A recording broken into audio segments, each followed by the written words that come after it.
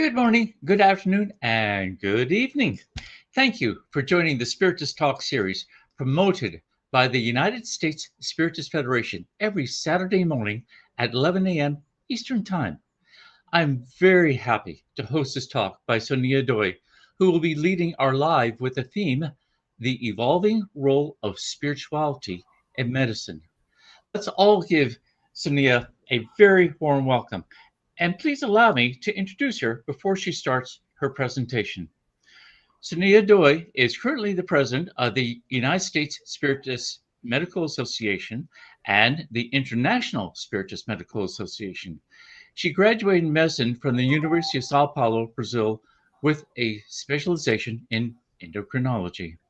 So please take this opportunity to send your questions during the presentation using the chat window.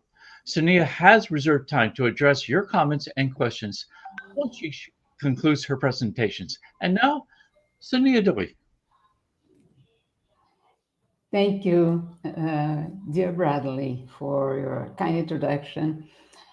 And hello to all of you. I want to first uh, say thank you to the USSF for inviting me, for giving me the opportunity to participate in these talks. And uh, I really am honored to do this. Today, we're going to be talking about evolving role of spirituality in medicine. So, Bradley, if you please could put up my presentation, I appreciate it. Okay, so we since we're talking about the evolving role of spirituality, I want to start with a quiz. Since when has spirituality began to be integrated into medicine? I can see your minds going on and you popping up with numbers and dates and concepts. But let me go over. And spirituality actually was integrated with the development of medicine or healing itself. So, since the ancient times, with ancient civilization in Egypt, in Greece, in China, Hindus and indigenous cultures have expressed, and we see here, I just put a few illustrations, like the illustration, the inscriptions in the walls of Egypt, showing what is probably portrayed as gods applying healing with the practice of the hands. In Greece, healing, medicine or healing was practiced actually inside of temples. And the picture there depicts one of these approaches that was applied, spiritual healing practice, into a temple while the patient is kind of in a sleep mode. And we all know that the Hindus in Chinese medicine started with several practices using what we know as meridians and the chakras, and we're going to be talking about that in a little while too. But this is started way back when. So spirituality was actually ingrained into healing even before medicine as a more type of practice started. So here I put just a timeline to share with you all some milestones.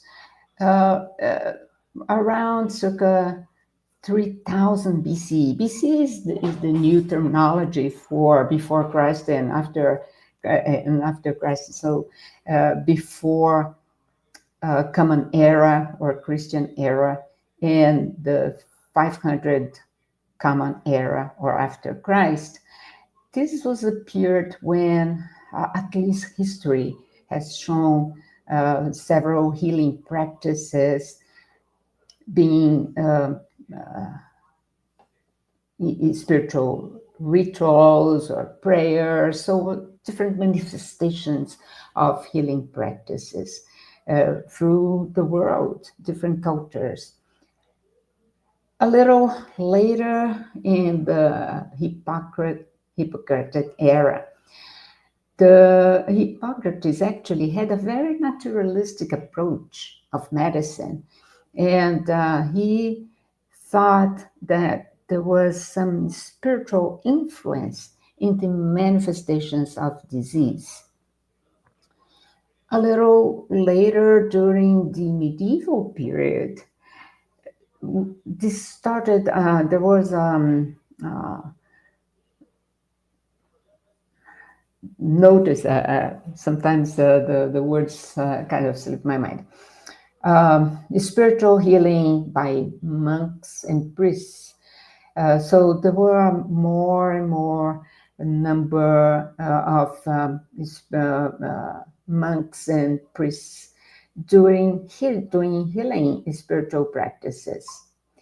And in the middle of this time, in 12th and 13th century, there was a rise in hospitals that were run by, especially by nuns and different religious orders. So we see that through the time, the what started with shamans, with what we in Egypt portrayed as gods, evolved with more religious practices, with monks, priests, and nuns in hospitals run by religious orders. Until we reach the 16th and 17th centuries, when we see the beginning of the scientific revolution. And then the focus twisted a little bit towards more empirical medicine.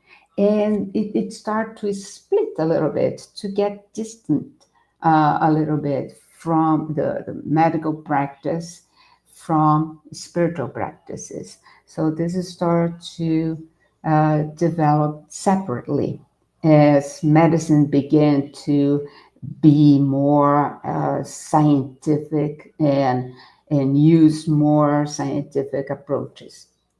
In the 19th century, there was the emergence of modern medicine with technology. Lots, and this was really a eruption of different technologies, not only in approaches, but different medications that were produced, different diagnosing systems, and that was grown in such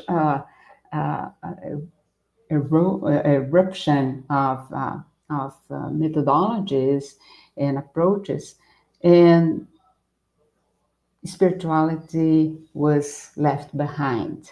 There was actually a neglect of any spiritual manifestations, spiritual integration into medicine. Physicians did not really accept much of that.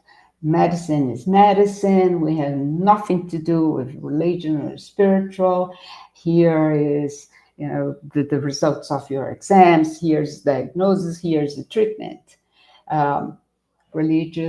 Religion is a different, or spirituality is a different approach, is a different, belongs to a different scenario. In the early 20th century, then there was a revival of holistic approach. And people, so you see how things start, go down, then rise up again. So there was a revival of holistic approach, especially for mental and palliative care. So this is because people will start to consider that just the uh, traditional medicine was not really reaching the objective that is well-being of a patient. You can cure a disease, but the patient may still feel ill. And there was something that was not attended to, something that was not reached. And that's when they started to pay attention a little more into the mind, into emotions. And there was a lot of papers coming out about the effect of emotions in well-being. In 92, this is a milestone which I referred to a little in the earlier um, slide. But in 92, the Institute of Medicine published a paper talking about the importance of spiritual well-being in healthcare. And this is really important. Um, it was something that gave support to the development of more holistic approaches. In the late 20th century, we see the rise of what start to be denominated as integrative medicine, which was based on spiritual assessments. It brought up the use of chaplaincy and more holistic models. The integrative medicine then start to be applied in different medical schools, and this was kind of evolving, growing. From the 2000s to present, research on spirituality and health start to grow. And it was really a steep curve in growing publications and bringing standardized spiritual assessment policies, advocating the integration of spirituality in patient-centered care. So now there's a little more uh, focus on patient-centered care. As I said before, the milestone in 1982 was really important because it was a publication called Basic Information About Spirituality and Health. And this publication was important because it was delivered by a committee on spirituality and health of the Institute of Medicine, which in 2015 became the National Academy of Medicine. So this is a respected organization, respected by all medical institutions. And this organization is talking about spirituality and health, the importance of developing ways to understand spirituality, spiritual needs, spiritual care of the patients. And this article emphasized the importance of addressing spiritual needs as part of a comprehensive medical care. And this was really important. So then, when, while one physician, one scientist, or one organization is talking about spirituality in medicine, when this comes from a respected organization in medicine, then it becomes more visible, then it becomes a little more acceptable or accepted by the other organizations. So when this paper was published, was important then to understand what is spirituality. Everybody's talking about spirituality, spiritual needs, but what actually is spirituality? And if you look, there are several definitions of spirituality, especially before or around the 1980s. There were several different perspectives of what spirituality is, how you see, how you measure, how you define spirituality, until physicians decided to have an international meeting to work on a consensus definition of spirituality. And most of the researchers, physicians that had an important role in spirituality in medicine participated in this international consensus. And it took a while because there were several of them. I don't remember exactly how many, but a lot from all over the world. So they worked and came consensus, with a consensus of a definition for spirituality, and they defined this as a dynamic and intrinsic aspect of humanity through which persons seek ultimate meaning, purpose, and transcendence, and experience relationship with self, family, others, community, society, nature, and the significant or sacred, whatever they define as sacred or significant for them. So you see that this definition is very wide. This is a wide definition that does not close up to specific religion, God, deity. It's a lot broader. Well, now there is a more comprehensive definition of spirituality, but is it really, is there a real need in assessing spirituality in the hospital, in a medical center, in a medical care? Well, in America, this is, of course, we are talking mostly for United States. So I brought a data from North Americans.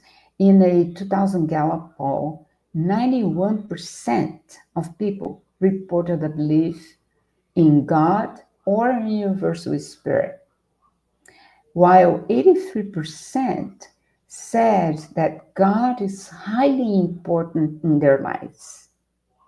So you see that there's a majority of people who, for them, religiosity, spirituality, whatever they understand as God or a universal spirit, is important. In another poll of 1,000 US adults, 79% of the people responded that they believed in a spiritual faith, that they had a spiritual faith, that and they believe that that faith can help to recover from disease. 63% of these individuals who responded to the questionnaire felt that physicians should ask patients about their spiritual beliefs. So now it's a smaller population, a smaller sample, but we see that for these people, they feel that faith can help them to recover from a disease, from a illness. And they also think, they believe that the physician should be involved. The physician should ask them about their spiritual beliefs. But if there's this much of people that feel the need for the patient involvement in asking them about their spirituality, we need doctors who know how to do that. Now, doctors who are trained into asking people about their religiosity, their spirituality. And I can tell you that in my days of med school, I was not trained in that. Of course, goes, it goes a lot back. But here's just some more data. In 1994, only 17 of 126 accredited US medical schools offered courses in spirituality medicine. 4 years later, 1998, this number from 17 increased to 39 schools. And by 2004, 84 schools had already adopted a curriculum in spirituality and medicine. And hopefully, we are getting close to 100%. And there is a need, I'm going to show you at the end of this talk, that there's a push toward medical schools to increase the to increase training. So these trainings for the doctors to learn, assess how to assess spirituality, uh, they need some kind of, how do I ask? They need some kind of model to ask patients. How do I ask about religiosity of the patient? How do I ask how important it is? How do I ask whether they have some needs that require to be addressed? So in 1996, Dr. Christina Puhalski from George Washington University, one of the world leaders in spirituality and medicine, developed, together with her colleagues, a tool to take the history, spiritual history of patients. And this tool is known worldwide as FICA rule tool. And F stands for faith, belief, or meaning. And this is to ask patient whether or not they identify with a particular belief, with a particular system, with spirituality, or whatever. What is their belief? What is meaning for them? I stands for importance and influence. And this is to understand the importance of spirituality in their lives and how this can influence their healthcare decisions. Is your belief important for you to decide what to do if you are, to choose your treatment, or what to do in how to conduct your health, how to be treated, and so forth, so on. C is for community, to find out whether the patient identifies with a spiritual community, whether they have a community that they can rely on when they are sick, a community that give them support. And A is to address action in care, to learn how to address the spiritual issues with regards to caring for the patient. So, to learn how to address, we need first to identify the spiritual needs, the spiritual issues that this patient may have. Sometimes they feel that their medical treatment is not in accord with their spiritual beliefs. Then there's another tool that works. Some people use FICA. Most people use FICA when they talk to patients. Other people use another spiritual assessment tool. That's the main one. It's HOPE.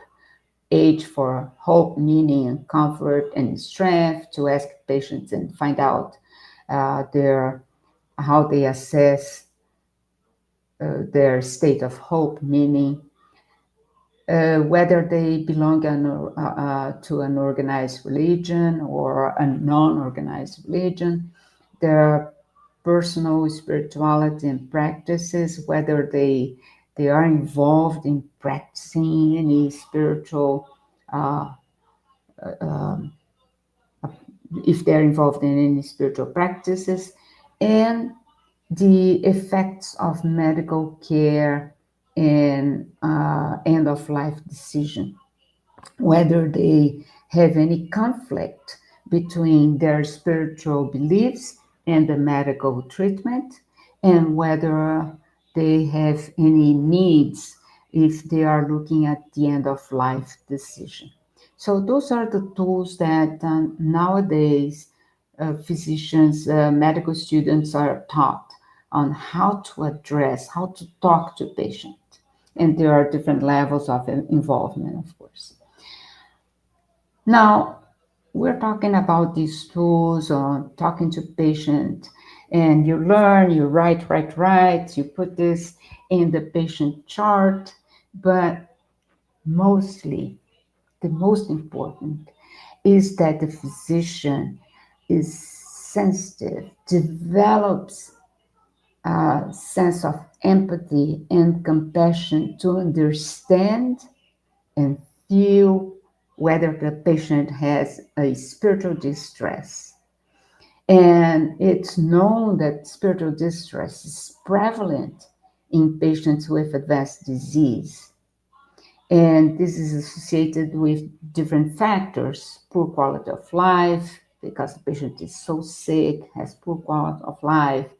Sometimes they know that they are going toward an end of life, and they have no more resources, medical resources, to treat their disease. So they go into a sense of despair and lack of hope, and sometimes dissatisfaction with care. They feel that they are left there alone. Doctor doesn't pay much attention. They do not have the attention other the strict medical attention, which is: here is your diagnosis, here is your prescription, here is the plan for your treatment, and ends there. And there's a need for in more personal involvement, emotional involvement, to feel whether this patient can be helped in another way. And that's when spirituality is so important. It's not only developing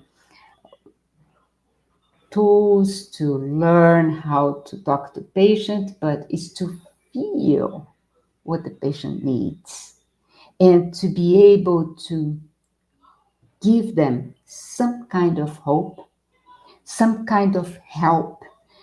Many times the physician is not trained to provide the help, the emotional help, the spiritual help that the patient needs. For example, the patient is facing end of life, and the patient gets afraid, is afraid of what I'm going to be facing, what's going to happen to me, what's going to happen to my family, and a lot of what. And sometimes the doctor is not prepared to do that. Much more, the nurses are a lot more prepared because they spend a lot more time with the patients than the doctor. Usually, the doctor comes and goes. The nurses are the professionals that are a lot more, spend more time with patient and develop a stronger relationship with the patient. So many times they are the people who have a broader perception of patient needs. So Nowadays, there is a model of multi-professional team that works together. And it's not only the doctor, but the doctor, nurses, um, physical therapists, social workers, chaplains. And I'm going to be talking about chaplains also a little later. But they all getting perceptions. Each one gets a perception of the patient, and they all get together, and together they can actually get a little deeper into the patient needs, the, especially in terms of spiritual distress.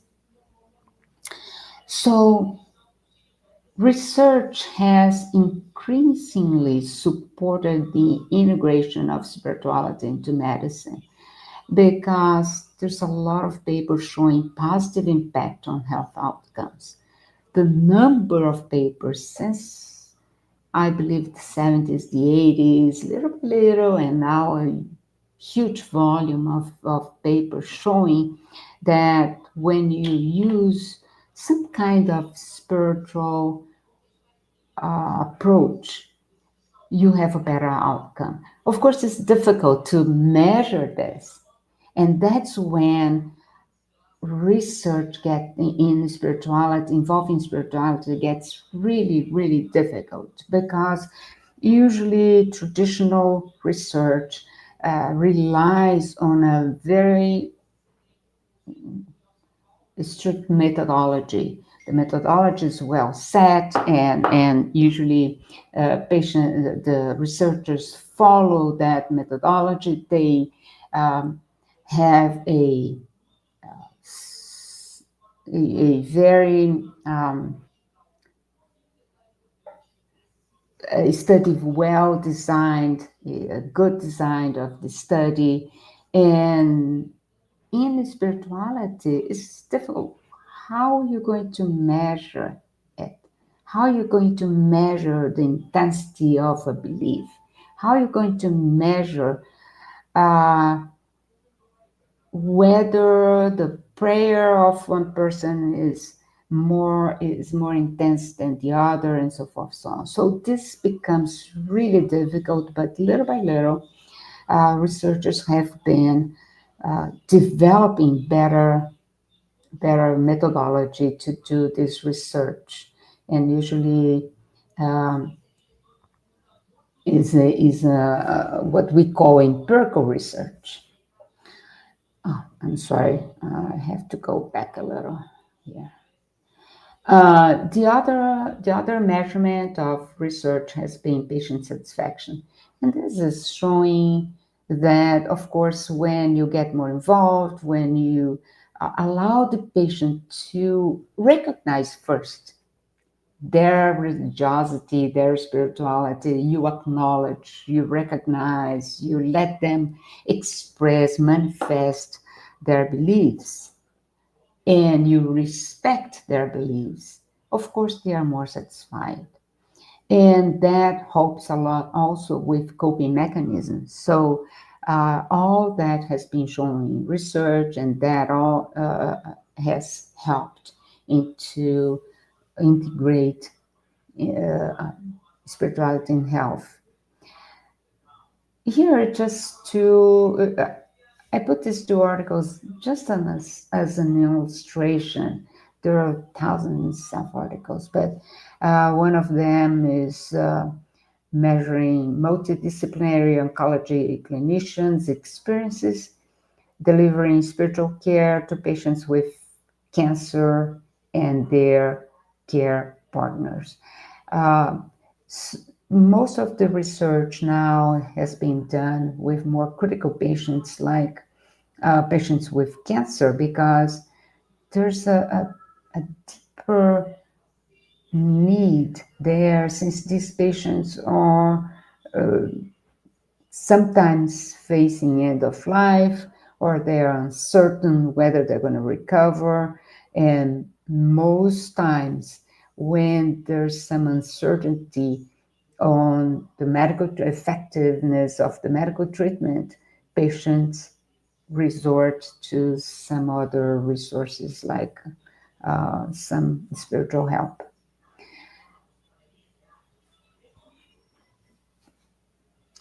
So we talked about Oriental medicine, where the body is represented by a complex network, energy network, and the treatment is based on manipulating this energy flow, for example, in Chinese medicine, where they have all these meridians and chakras.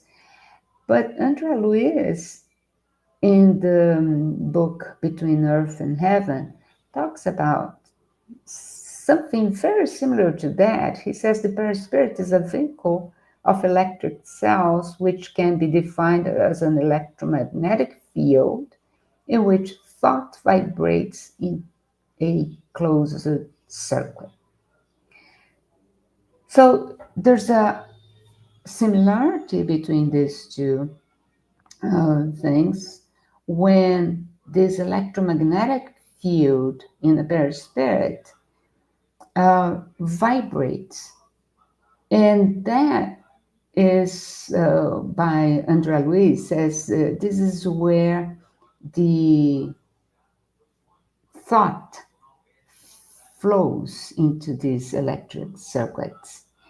And if we think about the power of our mind, the power of our thought, we can now understand a little better how spirituality, how our faith, if we understand or talk about spirituality uh, expressed as faith, can vibrate, can make our thoughts vibrate through this electric circuit in the perispirit and change the status of the energy in the perispirit, which basically can change the status between health and disease.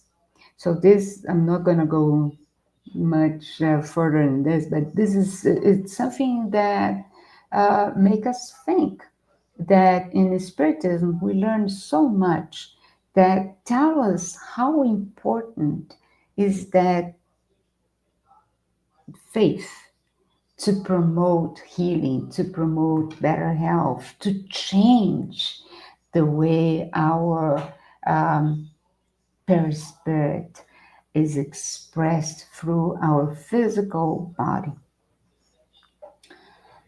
And this is a very interesting article, complex, but interesting and very recent, 2024, talking about spirituality as a determinant of health, emerging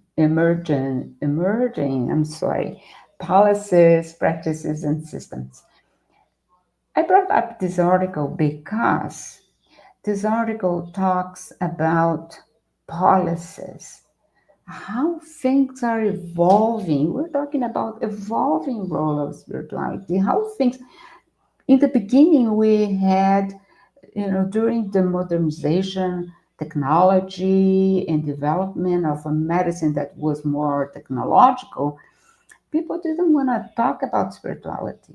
Now they become to develop more tools, understand, and because there's so much evidence that spiritual approaches help in the final outcome of diseases,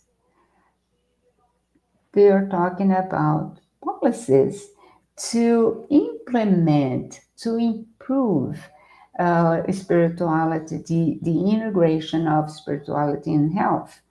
So in this paper, they talk about, and it's a long paper, but I just summarized some of their recommendations. The first recommendation is to foster basic, basic spiritual and religious literacy, to implement more education of basic spiritual and religious practices in public health training and continuing education. So not only talking about implementing this in the curriculum of medical school, but continuing education. So this is an evolving proposal. The second recommendation is to strengthen communication relationships and trust between leaders from public health and spiritual communities. This is very important. Before, there was like a separation. Uh, medicine and public health is one thing, and religious community is something else. Now they want to kind of build a a better communication between these two. They're talking about reimbursement issues because there are professionals like chaplains that are now incorporated into some multi-professional teams. And there's a problem. The doctor has their salary, the nurse is a physical therapy, but the chaplains are not paid in many cases. In some cases, of course, they are kind of. And in the United States, there's a requirement for one to become a chaplain. So they have to go to a specific course, divinity or some other courses. They are required to follow a curriculum to get some to get a doctorship or some kind of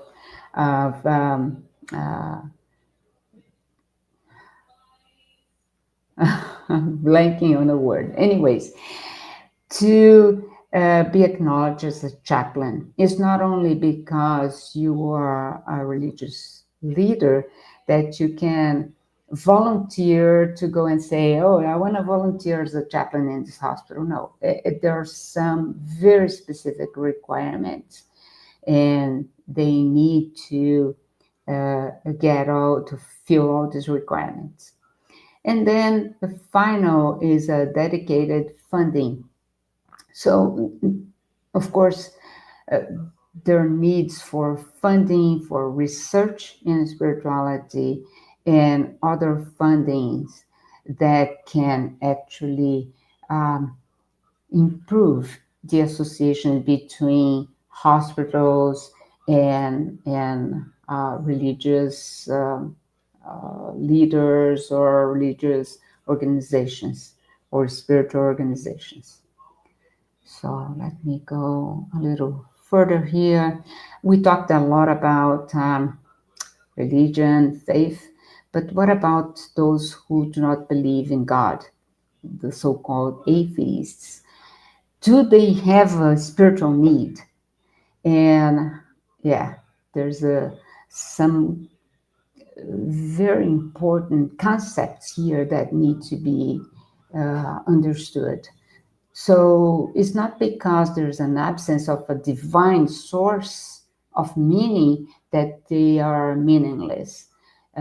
Other sources of meaning, because spirituality, one definition is to find meaning in life. One of the sources for people who do not have a specific belief in God is humanism and ethics, when they find purpose in working for the well-being of humanity, and they live a moral life based on reason, empathy, and shared values. Another source is experiences and relationships, finding fulfillment through personal connections, experiencing nature or engaging with science and arts. And the here and now, when they view life, because they do not believe in afterlife, but they view life as a single opportunity to uh, experience, learn,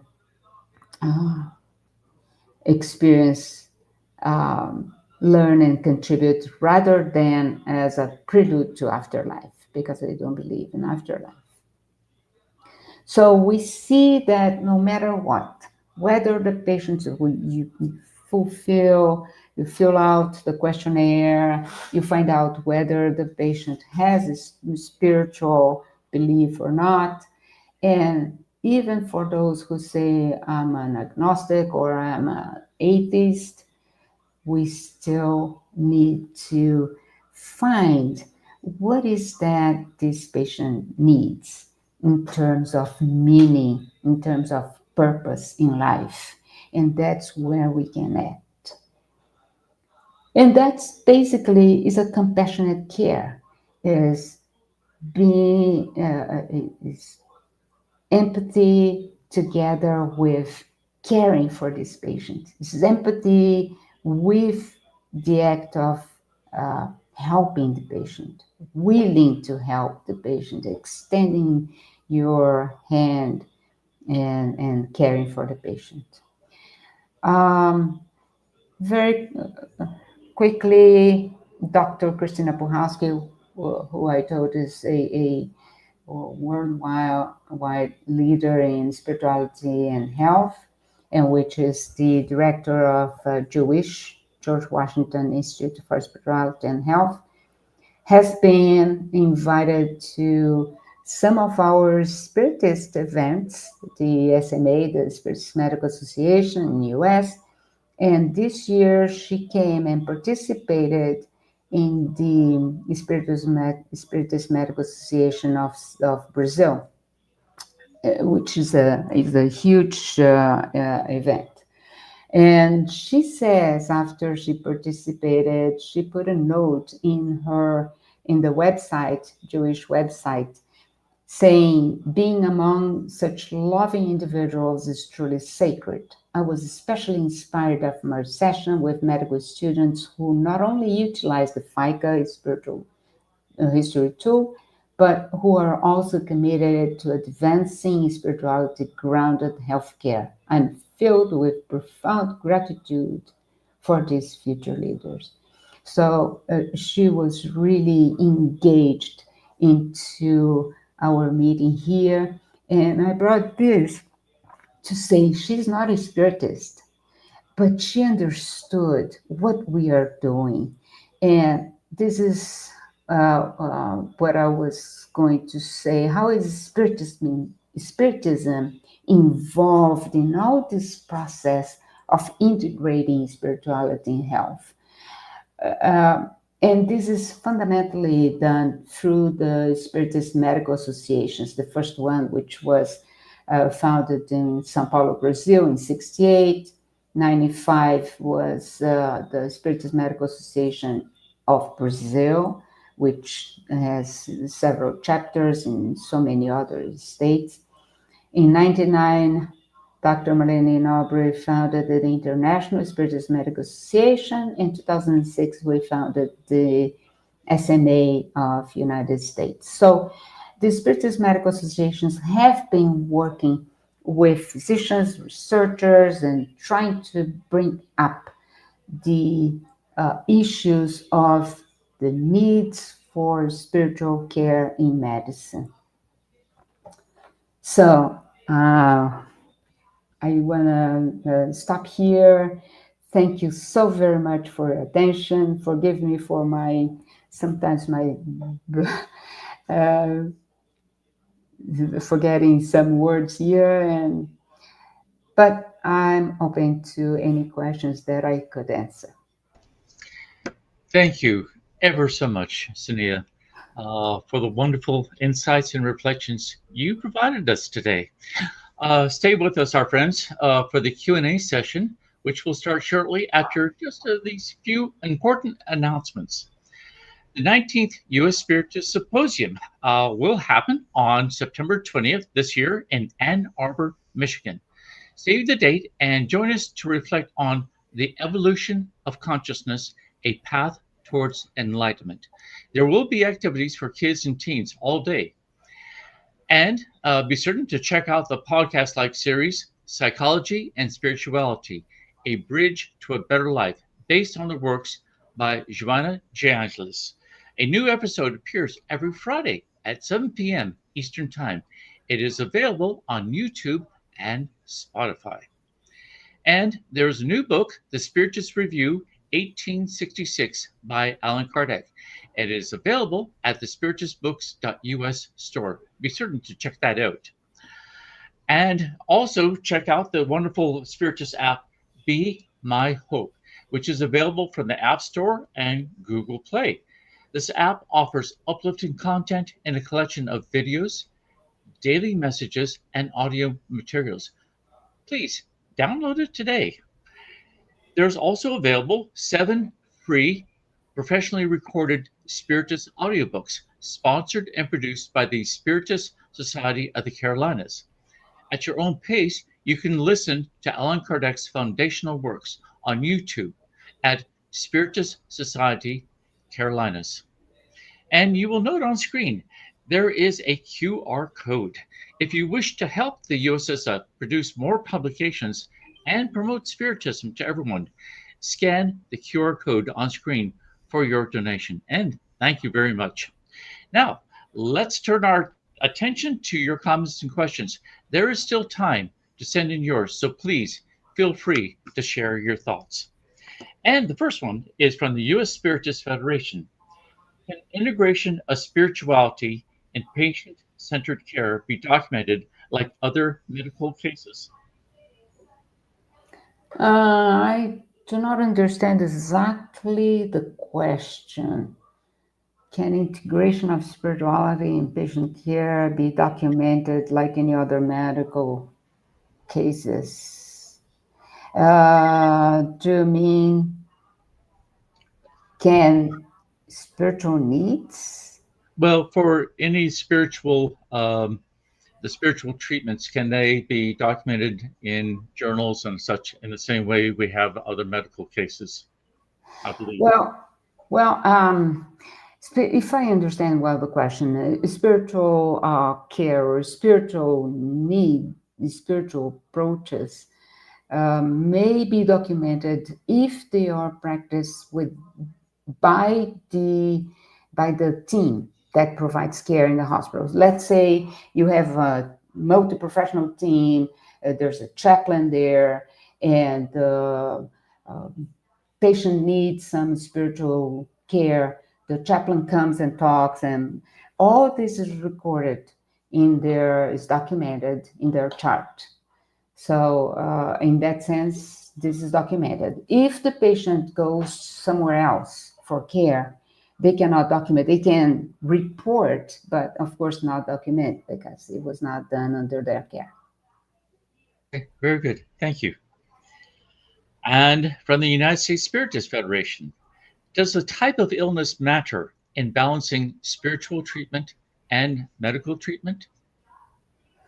The type of illness, uh, not really. Of course, it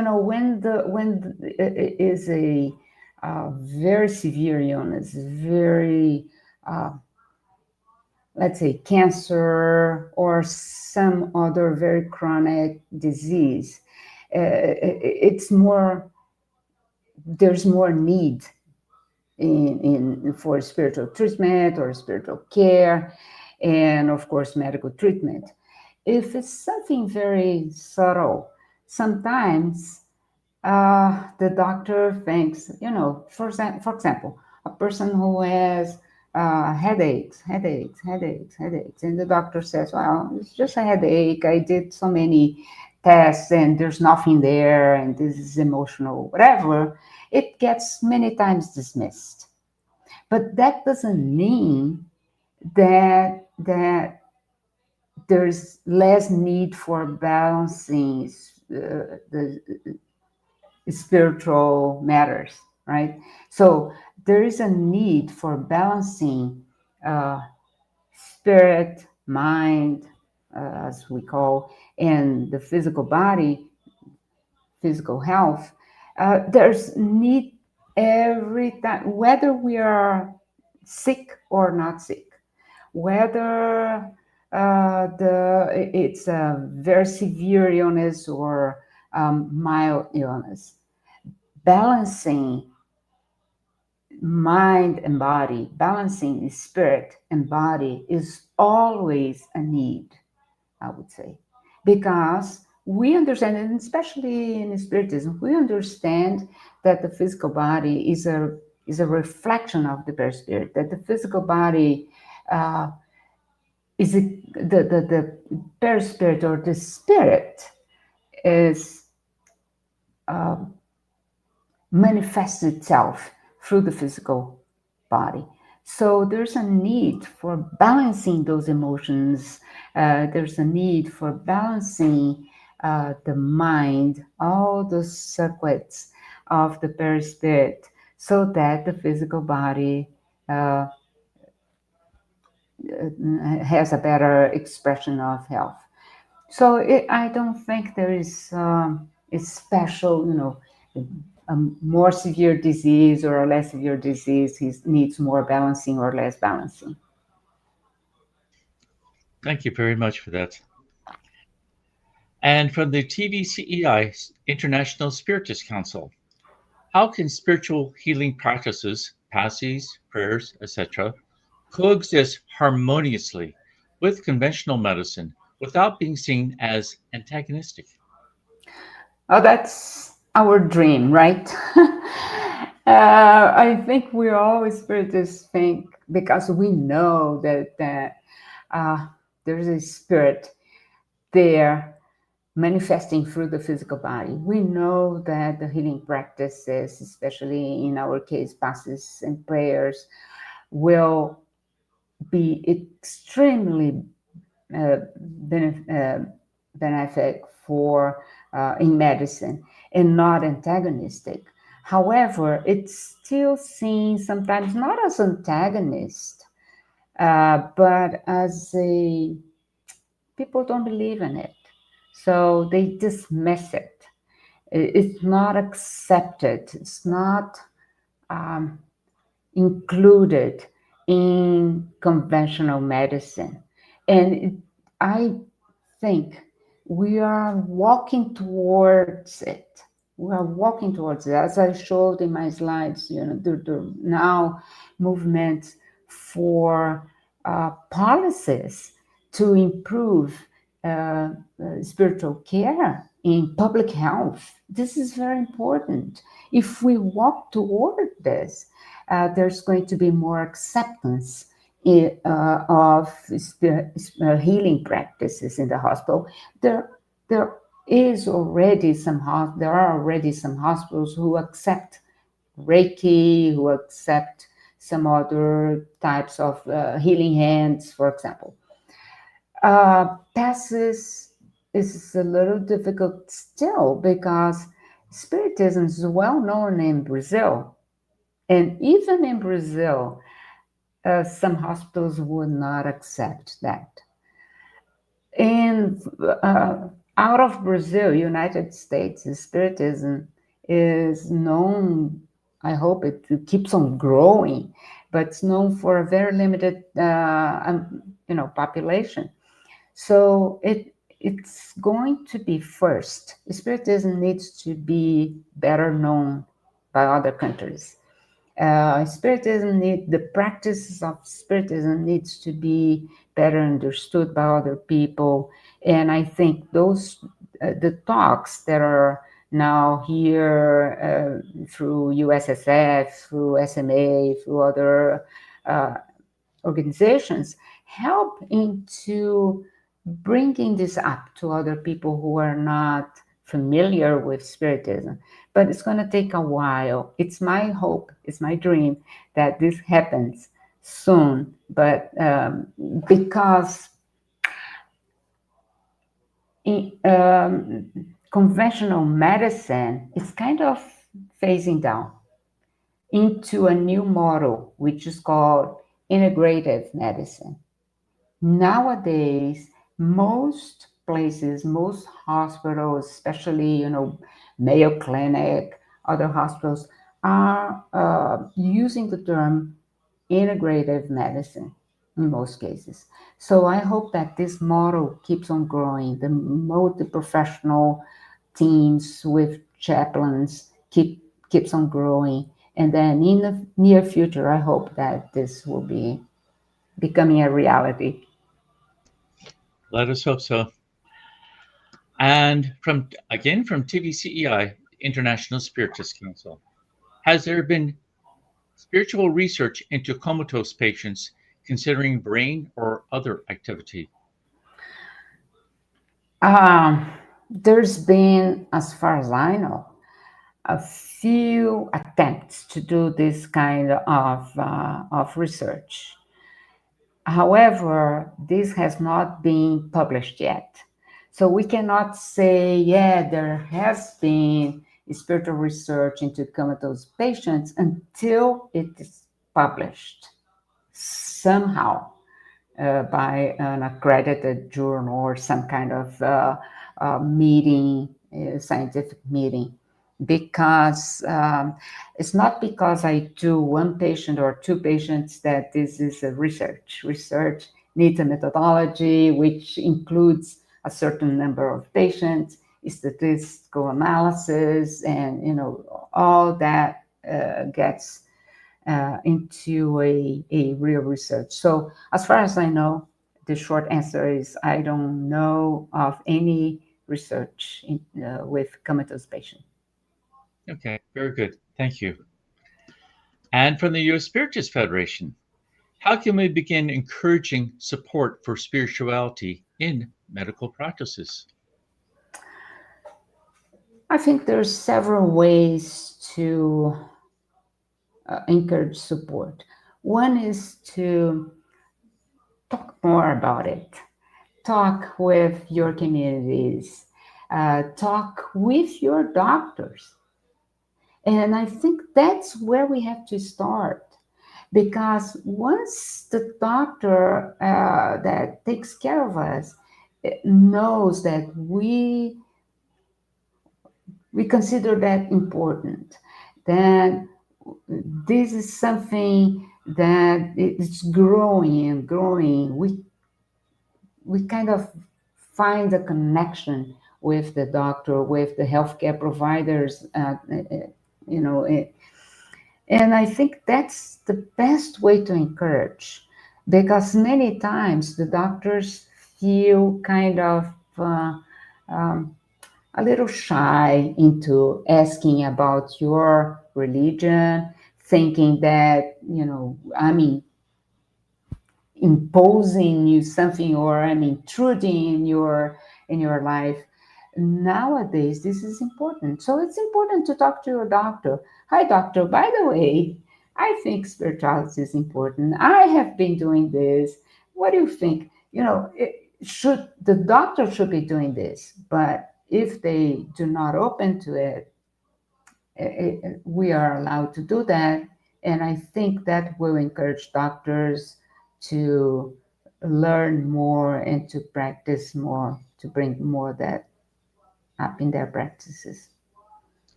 Thank you. Good thoughts. And from TVCEI, International Spiritist Council, how does Spiritism's view of death as a natural process of discarnation transform our understanding of palliative care and the dignity of the patient in their final moments? Well, this will take another hour of talks, but I know that we are ahead of time already, but let me go a little. This The Spiritist view of death is something that is actually, as the question here says, transforms our understanding of palliative care. But it depends on where the patient is, whether this patient is in a unit of palliative care that respects our beliefs or not. And in the United States, you can document that by the living will and other documents that, I want if I'm facing end of life, I want to be treated this way, this way, this way. So whether you want to be resuscitated, whether you do not want to be resuscitated, and so forth, so on. So you can express that. And that is very important. And I encourage everyone to have that documented, because by the time you are in palliative care, that document has to be taken into consideration and allow your beliefs to be respected. So that's one point. The other point is there are patients there that are not believers, that have asked for documentation. If I come to face end of life, I want everything to be disconnected and I want to die. It's almost like uh, suicide. I am signing here, take off all my lines and take my respirator off and whatever. So the palliative care itself, that service, has to be open to all these type of choices, because it's a patient choice that ethically you have to respect. So our understanding, our spiritual, as a spiritist, we understand our spiritual death, as discarnation. We have all our concepts well established. We can write a document that this has to be respected, whatever is your choice. But the service cannot push into doing this or that. They have to respect. And eventually, if person comes to the palliative care center and says, I want to bring my spiritual leader here to apply passes or to prayer with me, whatever, this has to be respected. Okay, because it's the patient will.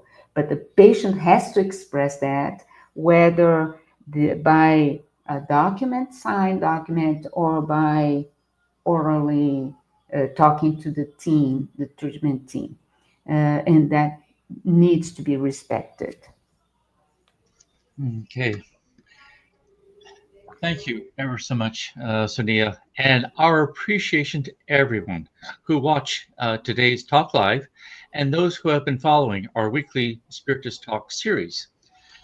And don't miss our next live next Saturday, September 13th at 11 a.m. Eastern Time, when Leonardo Vieira will be discussing the parable of the barren fig tree. Sonia, before we close the live, would you please offer a prayer? Sure.